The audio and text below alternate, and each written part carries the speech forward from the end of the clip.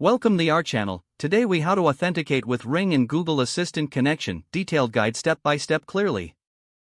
To begin the authentication process, ensure that your Ring app is installed on your smartphone. Open the Ring app and log in with your Ring account credentials. Once logged in, navigate to the main menu by tapping the three lines in the upper left corner. From the menu, select Settings.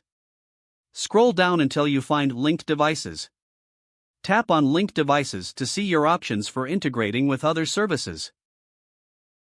Look for Google Assistant in the list of available integrations. Select Google Assistant to start the linking process. You will be prompted to log in to your Google account. Enter your Google account credentials and tap Next. Grant the necessary permissions for the Ring app to access your Google Assistant. After permissions are granted, return to the Ring app. You should see a confirmation message that Google Assistant is linked to your Ring account. Now, open the Google Home app on your smartphone. Log in using the same Google account linked with your Ring app. In the Google Home app, tap on the plus icon for adding new devices. Select Set up Device from the menu options. Choose Works with Google to find linked services.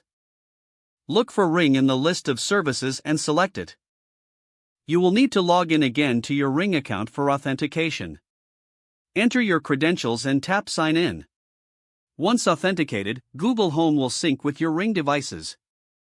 You should see a confirmation that the linking is successful. Now you can control your Ring devices using Google Assistant voice commands. Test the connection by saying, "Hey Google, show me my front door." If everything is set up correctly, your Google Assistant should You have now successfully authenticated your Ring and Google Assistant connection.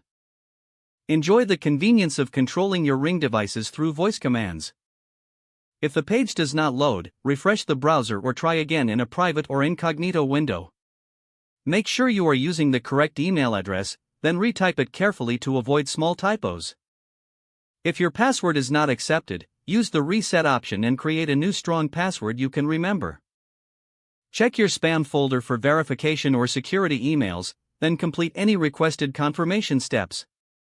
Enable two-factor authentication if available to improve account security and reduce unauthorized access risk. Don't forget to like this video and subscribe to our channel for more step-by-step tech guides.